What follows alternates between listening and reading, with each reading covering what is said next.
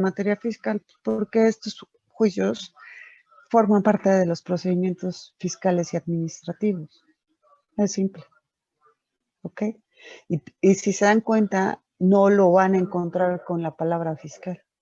Entonces, son muchísimos más artículos de los que consideramos que efectivamente existen. Y aquí habla muchísimo sobre ese tema. ¿Ok? ¿Alguien tiene algo adicional? El título cuarto no me voy a meter, no me interesan las responsabilidades de los servidores públicos, porque eso es otro juicio distinto ante otra cosa. Tampoco me interesa el juicio político. Uy. Nos vamos a ir al 115. Ok, el 115 establece el régimen jurídico del municipio libre, que como ustedes saben, es la célula de el, ¿cómo se llama? Del Estado, ¿ok? ¿Qué quiere decir eso? Como la familia es la célula de la sociedad, aquí la célula de la sociedad son los municipios. ¿Qué significa eso? ¿Qué pasa, Jordi? Perdón, maestra, antes de que avance, perdón, estaba buscando el artículo. Estoy pensando que el 113, que es el Sistema Nacional de Anticorrupción, entra como algo fiscal. ¿Pero por qué entra en lo fiscal? El Sistema Porque Nacional Anticorrupción, ¿de qué depende? de la prevención, detección, sanción y de el control y fiscalización de servicios públicos. El control, la fiscalización, ¿quién la lleva a cabo? En la auditoría fiscal La Auditoría Superior de la superior. Federación, ¿ok? ¿Qué hace el Sistema Nacional Anticorrupción? Únicamente verifica los datos de la auditoría, pero ya no fiscaliza como tal, ¿ok? ¿Qué es lo que hace? Sanciona cuando la auditoría detecta alguna cuestión Incorrecta. incorrecta en la fiscalización. De hecho, si te das cuenta cómo lo dice, el Sistema Nacional Anticorrupción es la instancia de coordinación, coordina únicamente entre las autoridades y todos los órdenes de gobierno competentes en la prevención, detección y sanción de responsabilidades administrativas y hechos de corrupción, así como en la fiscalización y control de recursos públicos. ¿Qué significa eso? Que los va a coordinar. Si existe alguna alerta, el Sistema Nacional Anticorrupción va a salir. ¿Y para qué va a salir? Para hacer los dos tipos de juicios que están arriba, que es el de responsabilidades de servidores públicos y el juicio político. ¿Ok?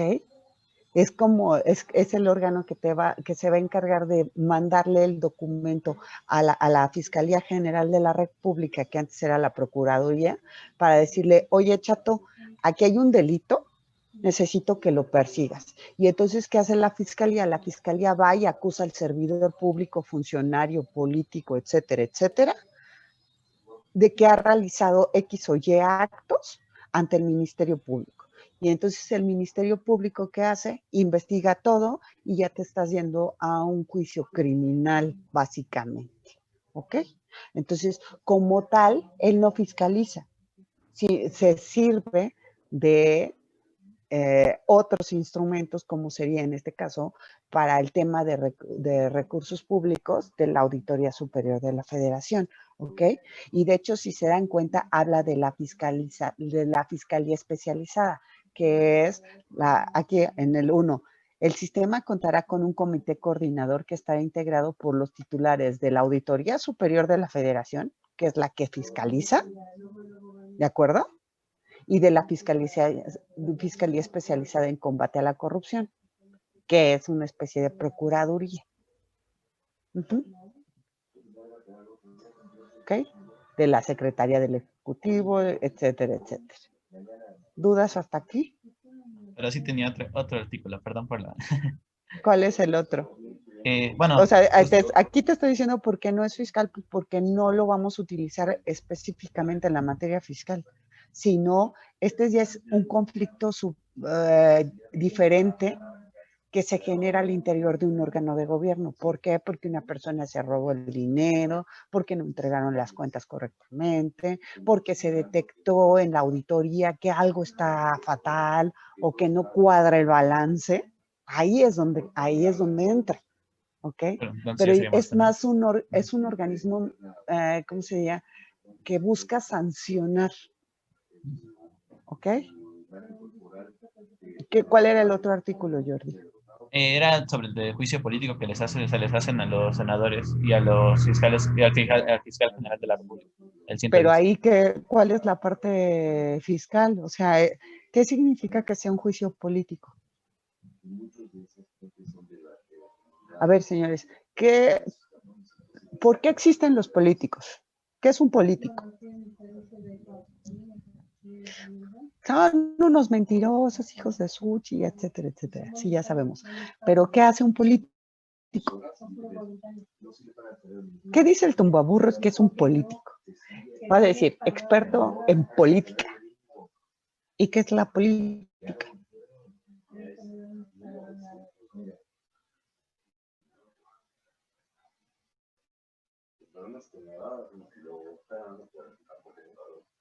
No, ya se me acabó el agua. Bueno, dice Tecate, pero es agua. Es de Villeneuve. Profesora, Eu, bueno, ¿Qué es no un sé si estoy bien, pero pues son personas que toman decisiones por una comunidad o un conjunto de personas. qué? ¿Cómo llegan a ser políticos y a tomar esas decisiones? Por elección del pueblo, recuérdenlo. Ajá, por Entonces, ¿a democracia. quién compran? Pues a todo el pueblo. Y muchos son porque los jalan otros políticos o por dedazo. Entonces, ¿a qué se refiere este juicio político? Pues a la actividad de representación de estas personas, ya sea de los órganos de gobierno o del pueblo. ¿Por qué? Porque pueden estar en la Cámara de Senadores o en la Cámara de Diputados. ¿Estamos de acuerdo? ¿Y cómo lo hacen? Pues a través de los partidos políticos. ¿Y qué es un partido político? Pues es un organismo encargado de juntar a todas esas personas que quieren llegar a esos límites representativos de de uno u otro bando. Porque aquí en México, pues sabemos que solamente tenemos de dos sopas, los representantes del pueblo y los representantes del gobierno. ¿Ok? Entonces, ¿por qué no es fiscal? Pues porque realmente un político como tal no hace cuestiones fiscales. De hecho, ahorita, no sé si vieron, salió hoy creo que en las noticias, o bueno, está ya desde hace algunos días, pero hay hay una consulta popular generada por Andrés Manuel López Obrador, en la que señala que si los actores deberían ser o no deberían de ser políticos, en la cual deberíamos de participar. O sea, ¿ustedes están de acuerdo en que, no sé, Sergio Mayer, que es actor, sea representante del pueblo en la Cámara de Diputados de Cultura? O Carmelita Carmen Salinas, que Salinas. fue, o Silvia Pinal, que a esa la metió su ex esposo, y así cosas así. ¿Están de acuerdo con ello? ¿Están de acuerdo que Cuauhtémoc Blanco haya llegado a un tema político que primero fue un representante y después fue un gobernador? No. En Cuauhtémoc ¿Cuál es sí. la razón del Cuauhtémoc? Sí. O sea, el tema es, ¿un actor tiene la preparación suficiente para llegar a representar al pueblo o un futbolista? Eso no lo puedo decidir yo. Desde mi punto muy particular de vista, no la tiene. ¿Por qué? Pues porque no están empapados con los temas de política, gobierno, no conocen ni siquiera al 100% cómo funciona la Constitución. La mayor parte de estas personas pues ni siquiera sabían en el momento en el que entraron qué era lo que estaban representando. Y la mayoría son elegidos por el sistema plurinominal de dedazo, ¿no? Entonces, sí es complicado tener ese tipo de situaciones, porque una vez que tienes ya a la persona en el cargo público, ¿qué sucede? Bueno, pues Cuernavaca funciona de la fregada, hay demasiados asesinatos, no se ha solucionado absolutamente nada. Es un estado, bueno, Morelos es un estado que cada vez está peor, entre otras tantas, ¿no? O sea, no tenemos que separar. Una cosa es que el señor sea una eminencia en fútbol. Bueno, ¿qué les digo? ¿Ok? No es el Chucky Lozano, ni mucho menos, pero es una eminencia. Es mejor. No sé, no le voy a la América. Nunca le iré a la América, ni por error. Y mejor ni digo a qué equipo le voy porque se van a burlar de mí. ¿Ok? Entonces, a ver, ¿qué sucede? Pues en la cancha es una cosa, pero en política es otra. Y como representante del pueblo y de las personas, sencillamente, pues su representación ha dejado mucho que desear. ¿Por qué? Por el desconocimiento de la normatividad, de la ley, de las cosas. O sea, no es tan simple llegar y decir yo puedo hacer A, B, C, D, F, G sin un fundamento legal, porque la ley te puede permitir hacer mucho o te puede restringir a hacer muchas cosas. ¿Ok?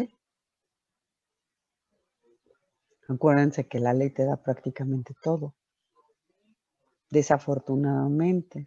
Y las únicas personas que aplican más o menos la ley coherentemente están divididas entre contadores, economistas y abogados.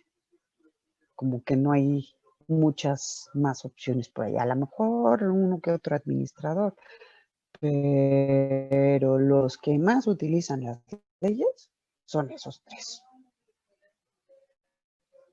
por los efectos que generan.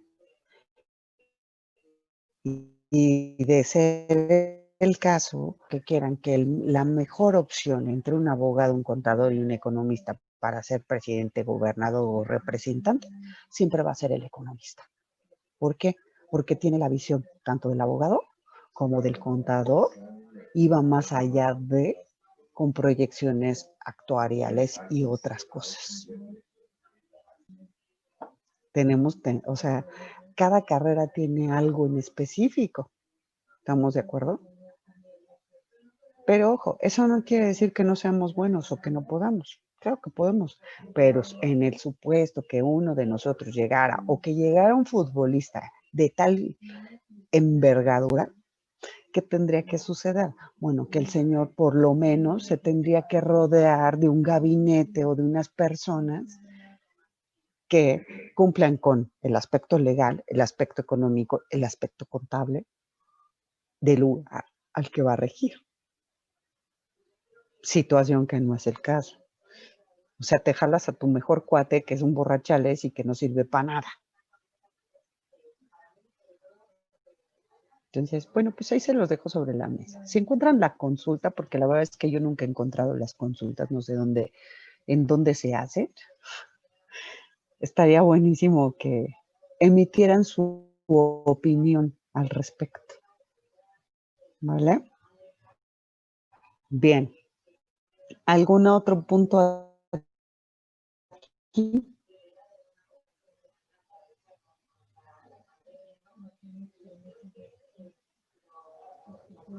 No, ¿verdad? Ok, Jordi. Bien, entonces estábamos con el artículo 115 de justamente del municipio libre, ¿ok? Es la base de todo, a la base, que este municipio es el principio de absolutamente todo. No es que nosotros tenemos delegaciones. A ver, o sea, las delegaciones políticas originalmente no eran delegaciones, bueno, ahora ya no se llaman delegaciones, ahora ya se llaman alcaldías. No eran alcaldías, no eran delegaciones como tal, ¿ok? Simple y sencillamente eran colonias. ¿Qué sucede con esas colonias? Que al momento en que la población crece, pues crece el nivel de gobierno que tienen que tener y por eso se les da un nombre superior. Pero si nosotros nos vamos, por ejemplo, al Estado de México, las colonias son muchísimo más grandes, ¿no? Entonces tenemos que dividirlas en municipios y tenemos a los municipios más importantes de todo el territorio nacional concentrados en un solo lugar. ¿Y qué sucede con eso? Pues que esos municipios, con independencia de que a su vez tengan sus colonias chiquititas, ¿qué les va a pasar? Pues que tienen que tener sus propios recursos de alguna forma porque la federación no puede sustentarlos absolutamente, ¿ok? Entonces, ¿qué pasa con ellos? Tienen derecho a percibir ciertas cosas, como lo habíamos visto con el régimen del Distrito Federal y que ahorita lo vamos a reiterar en el 122, ¿ok? Entonces, del 115, lo primero que tenemos que encontrar en materia fiscal es la fracción que me da el tema de qué es lo que hace el municipio en materia fiscal y qué cosas puede cobrar este municipio, ¿ok?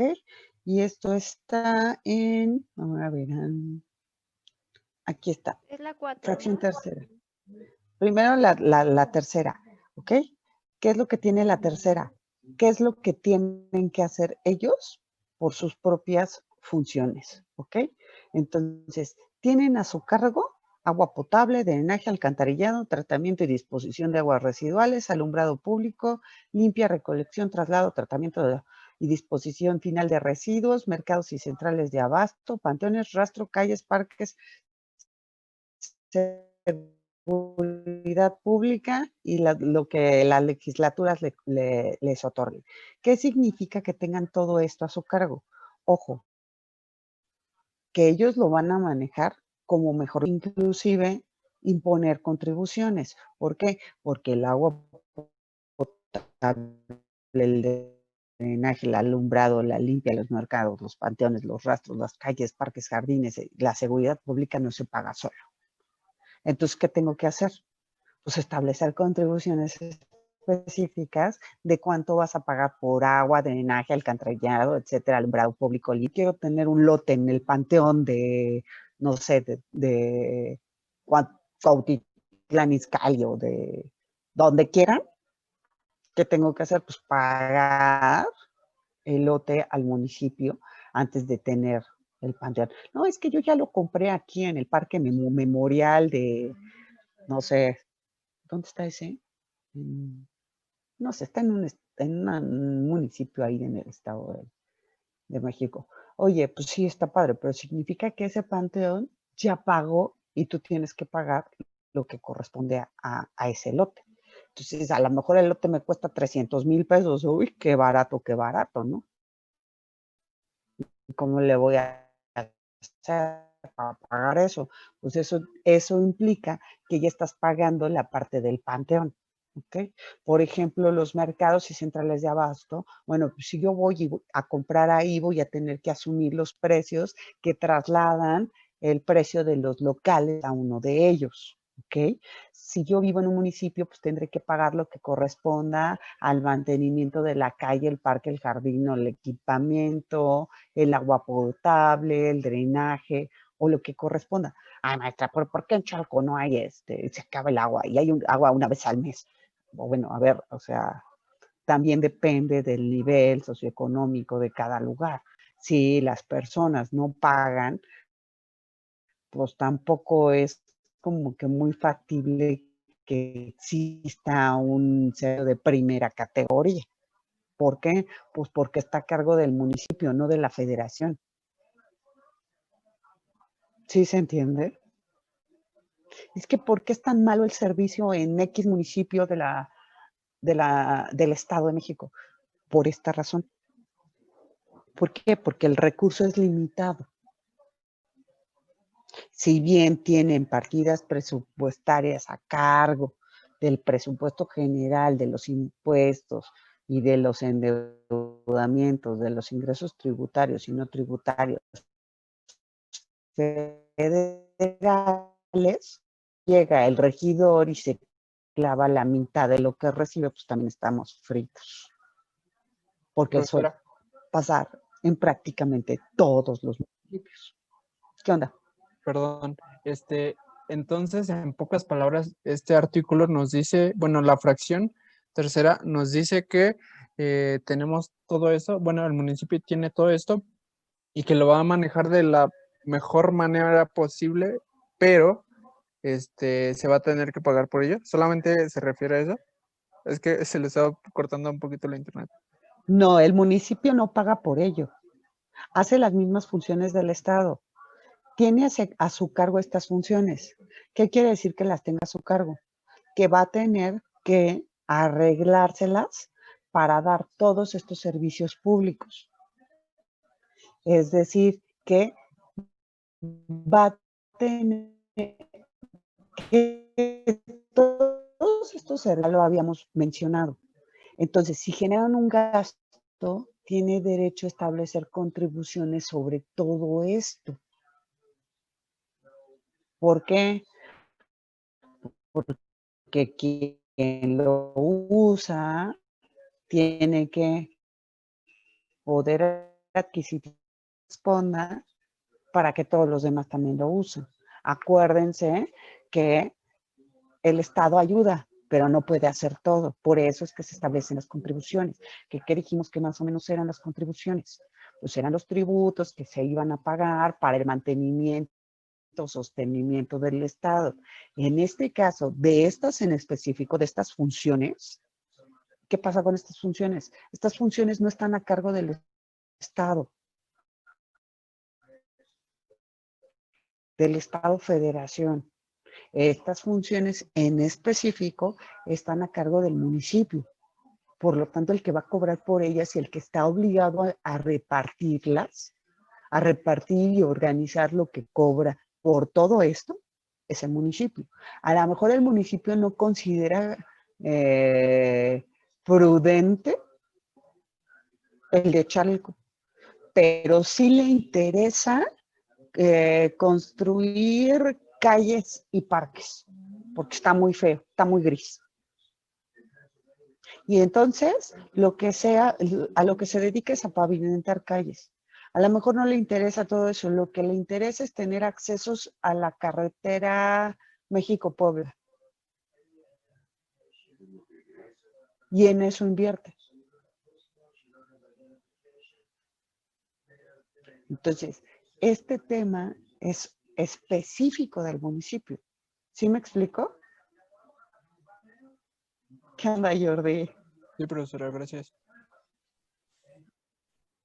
Anda desubicado. ¿Más dudas?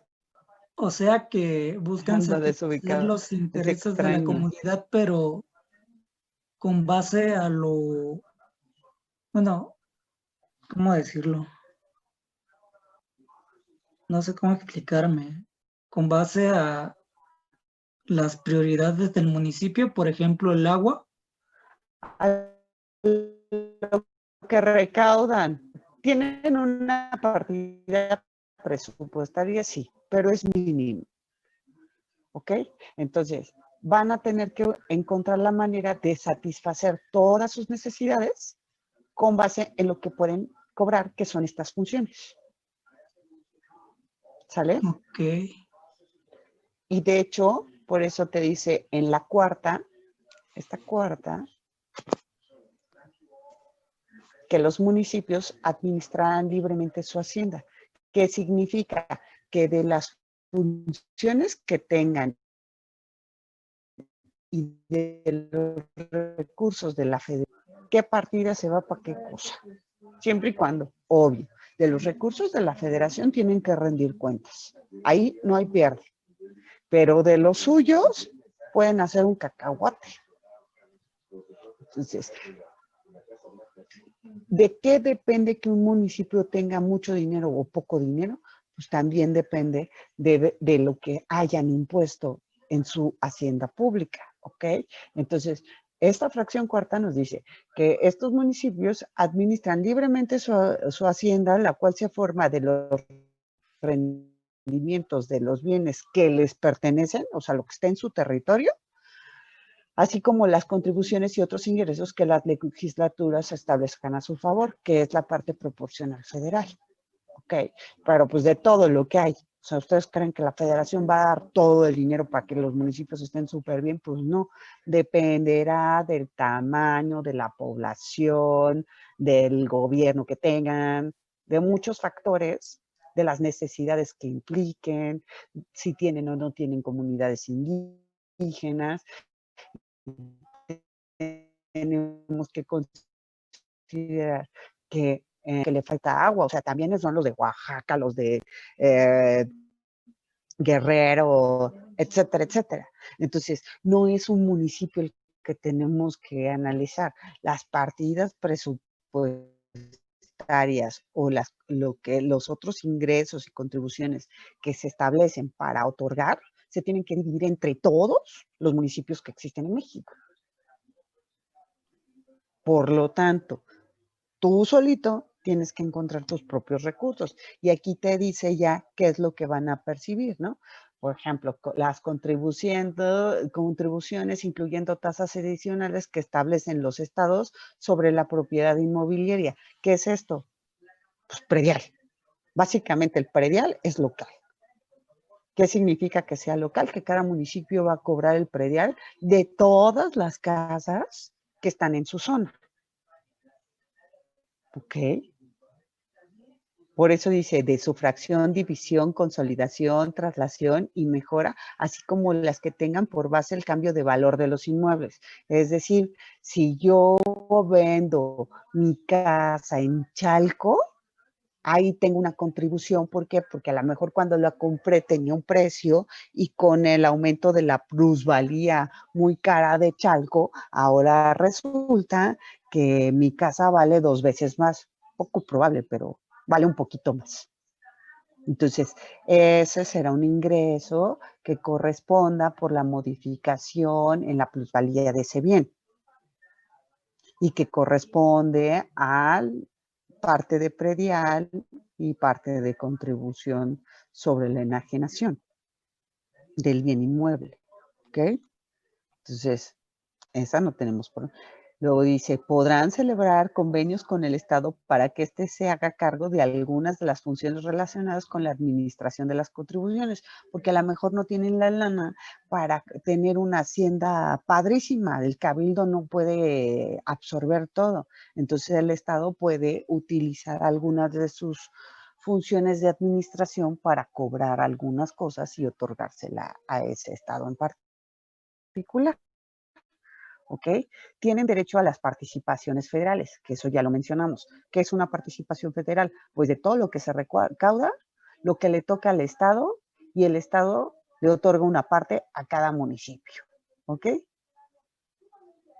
Creo que no hay como que mucho tema ahí. Sí se entiende, ¿no?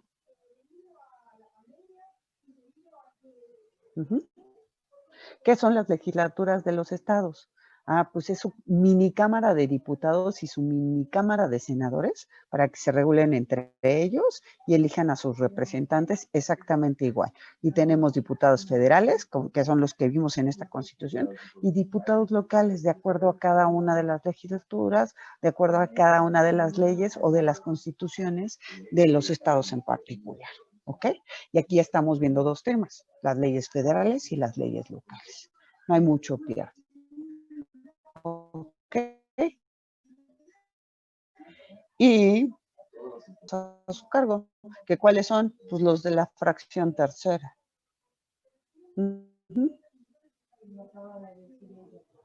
Todavía nos dice que las leyes no limitan la facultad de los estados de establecer contribuciones a que se refieren en el A y el C, ni conceden exenciones en relación con las mismas. O sea que pueden establecer las funciones que tienen, nada más. No hay más para allá, ¿ok? ¿Dudas hasta aquí? No me quiero meter más allá. Creo que básicamente es lo que necesitamos. Controlar, vigilar. Nada más sería eso. ¿Dudas? Aquí está la división de poderes en el 116 Pues nosotros el que nos incumbe es el ejecutivo en general y el legislativo. El judicial solamente para delitos, ¿ok? ¿Dudas? ¿Comentarios hasta aquí? Profesora, una duda. Dime. Por ejemplo, si, no sé, una colonia, una comunidad quiere como reclamar, por ejemplo, que no le llegue el agua, o sea, tendría que ir con el municipio. En primera instancia, sí.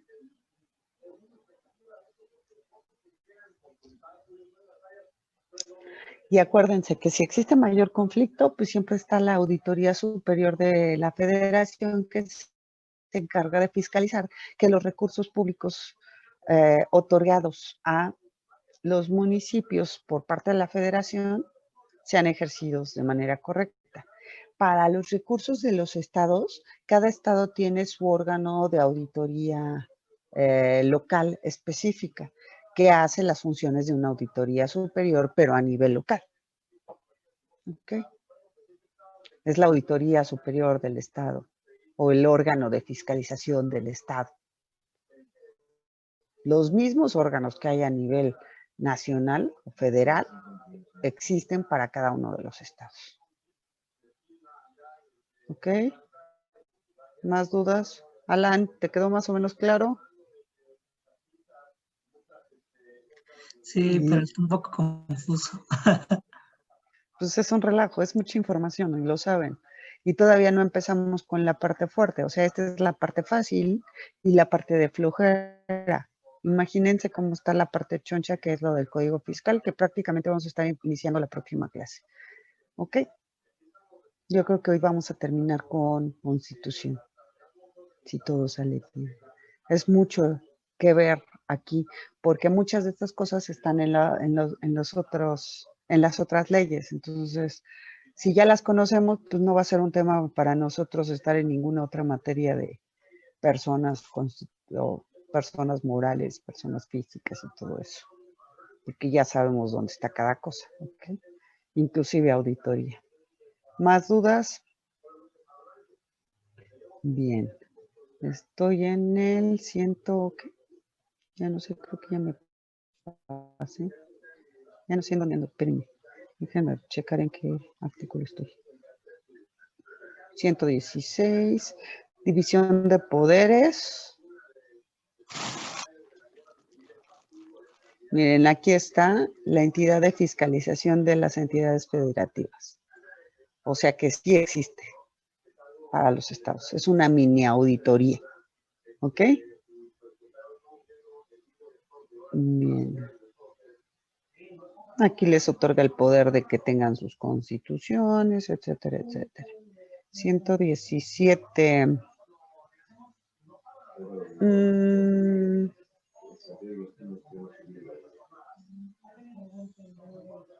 No, estas son prohibiciones para los estados.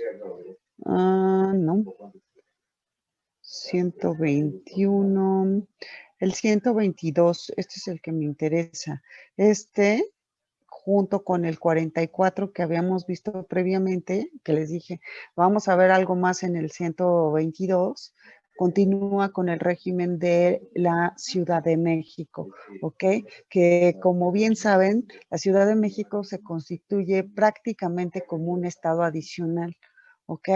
Y lo mismo, esta Ciudad de México pues tiene a su cargo prácticamente las mismas funciones que los otros estados y o municipios, ¿ok? Entonces tiene su propia cuenta pública, tiene su propio presupuesto de ingresos, su propia auditoría de fiscalización, aquí lo tienen, o sea, creo que no tienen mayor problema, ¿no? Tiene su cuenta pública, ¿ok? Y lo tienen a través de sus legislaturas. Es como un estado normal, un estado de la federación. ¿Ok? ¿Dudas? Y básicamente tiene lo mismo que una federación. Las alcaldías, bla, bla, bla. No me quiero meter mucho en este porque está muy largo. Solamente recuerden que tiene todo lo relativo al régimen fiscal de la Ciudad de México. Tiene todo un régimen establecido.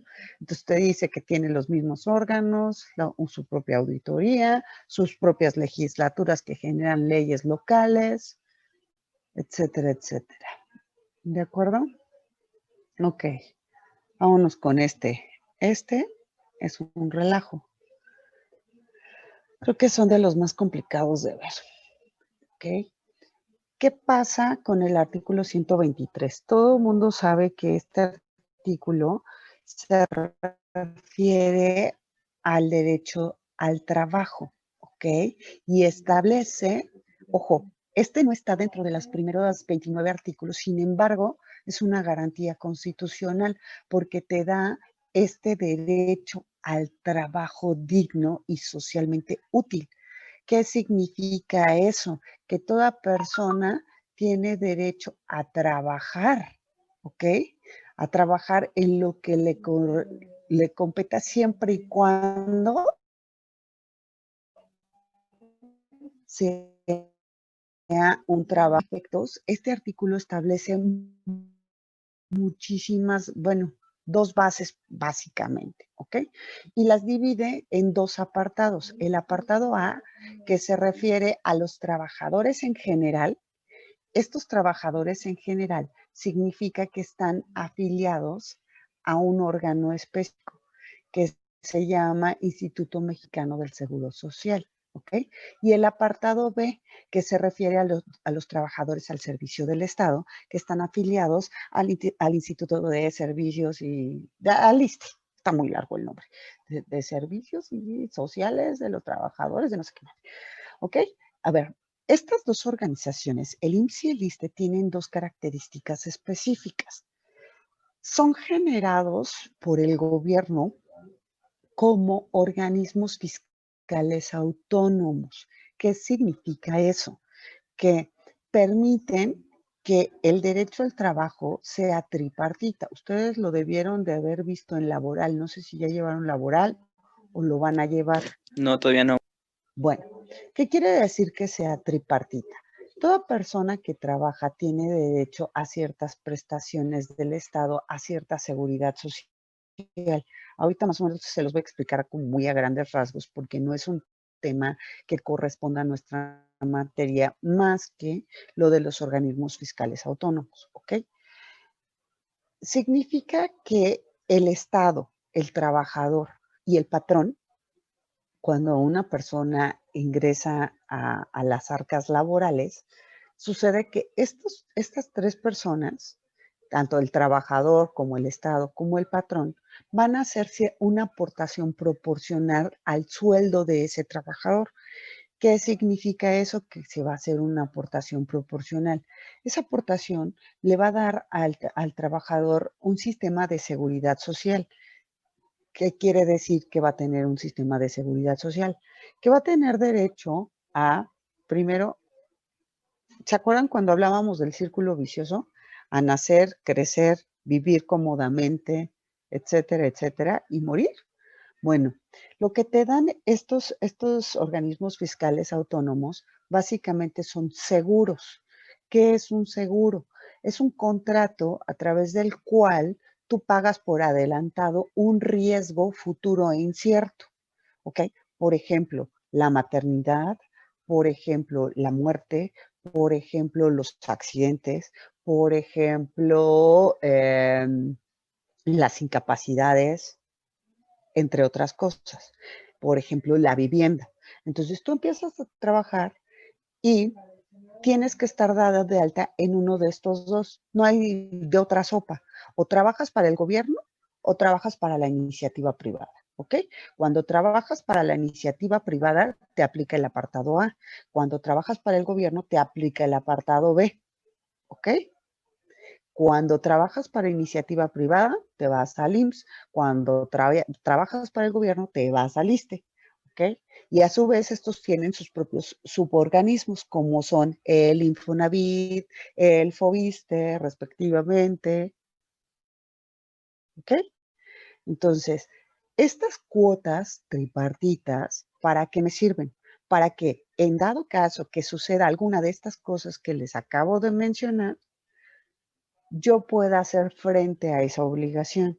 Entonces, mientras estoy activo, tengo derecho, primero, pues a servicios médicos.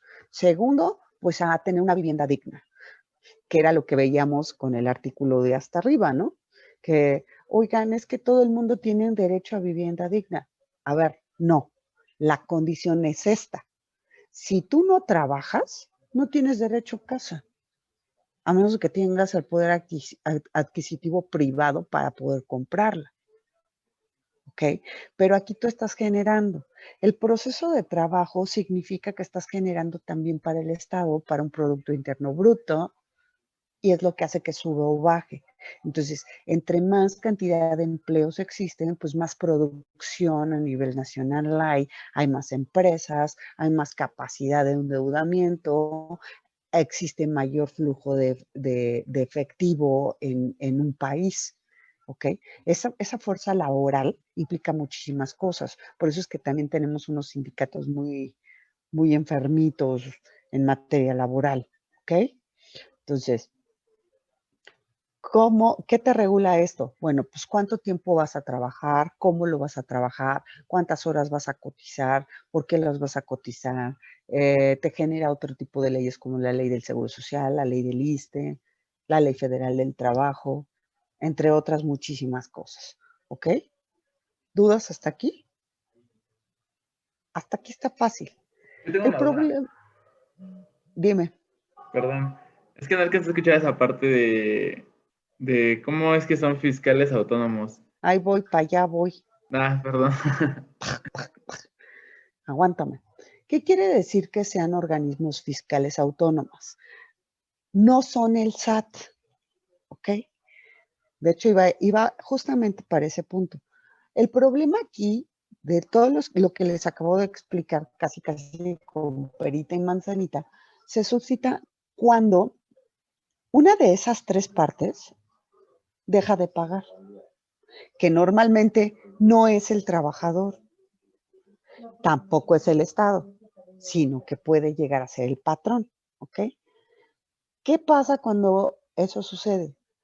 Bueno, pues resulta que todo está en un documento que ustedes van a conocer en futuras clases como nóminas, ¿ok? En las nóminas, esto se tiene que representar. ¿Por qué? Porque el patrón lo que hace es que le retiene la parte proporcional al trabajador, ¿ok? Y está obligado a enterar al gobierno para que el gobierno ponga la parte que le corresponde. Cuando este circulito vicioso no sucede, el organismo fiscal autónomo, IMSS o ISSSTE, emite una alerta en donde te señala que no estás pagando las cuotas obrero-patronales. En este caso, todas estas se les conoce como aportaciones de seguridad social, que las vamos a ver más adelante, ¿ok? Este artículo se basa en una contribución específica. Esta contribución se le llama aportación de seguridad social, ¿ok? Entonces, los encargados de estas aportaciones de seguridad social son estos dos organismos en principio. Si por algún motivo no se lleva a cabo de la manera correcta, este organismo fiscal autónomo te determina contribuciones omitidas, ¿ok? Esto las manda al SAT señalando que son por concepto de aportaciones de seguridad social omitidas, ¿ok? Aquí es donde viene la parte fiscal. Este organismo puede ejecutar inclusive un procedimiento administrativo de ejecución, vamos a ver en algunas clases posteriores, y